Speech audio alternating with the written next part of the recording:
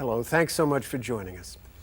Our guest today is a man of varied achievements, a writer, a lecturer, a college professor, a counselor, and through all of these roles, a priest.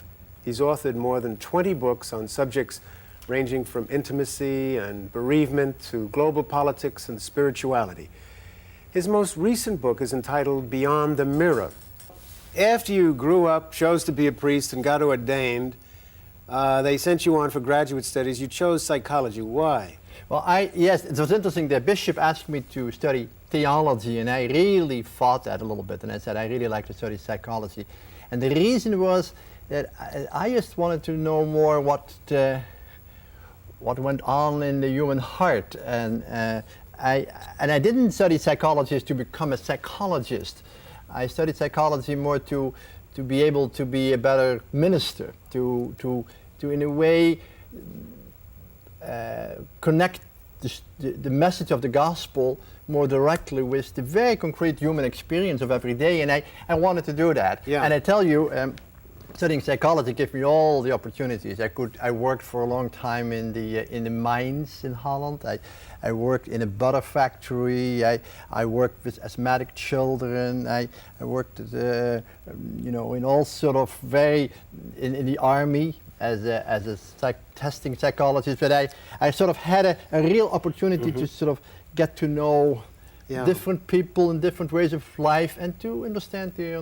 Well, apparently you must have excelled in some way, because you crossed the ocean and came to teach in Harvard and Yale here in the States. Yeah. How did that happen? Well, when I finished my psychological studies, I felt still a need to connect my theological, spiritual interest with my psychological knowledge. I wanted to integrate that. And so I went to the Menninger Clinic in Topeka, Kansas for a few years of sort of postgraduate work. Mm-hmm. And that was an incredible important time for me. I think the most formative time actually in Kansas. Why? And, well, because I got very personal attention, real supervision. People really listened to me very carefully. They were interested in what I had to do, and they gave me some confidence. I guess that's where, for the first time in my life, I started to trust my own thinking and my own feelings, and to not be afraid of expressing them, and saying, yes, what I live and what I think is worth expressing. Yeah. And that experience there brought me in connection with a lot of people, and one of them was at the University of Notre Dame. And so I was invited to come to the University of Notre Dame near Chicago, in South Bend, Indiana. And I taught psychology there for a few years. Then I went back to Holland, but then I was invited to come to Yale, and I stayed basically in the United States since that time. Okay. Well, see, I know you from your books. I've read your books over the years, for many years, and one of the things that stood out in my mind was, first of all, that you shared yourself in your books. Uh-huh. And one of your books was entitled The Wounded Healer. Yeah. Yeah. And maybe you could place that in the experience. Yeah. You weren't pontificating, and you weren't trying to tell people how they should live the life of perfection. You were speaking from your own wounded... Well, it's interesting you say that, because the book, The Wounded Healer, I wrote basically shortly after I sort of had left Holland definitively to come to the United States and to start teaching at Yale University at the Divinity School.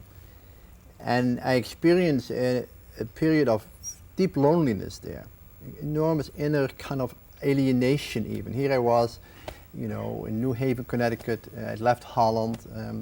I'd sort of left my family and friends, and I decided to make a life in the United States. And I experienced pain, and I experienced lack of friendship and the need for, and then I started to slowly realize that maybe the experience of loneliness and the experience of separation might just not be a negative thing. It might, first of all, bring me more in touch with other people's experience of loneliness, but also, if I would not run away from it, but feel it through all the way, it might become fruitful.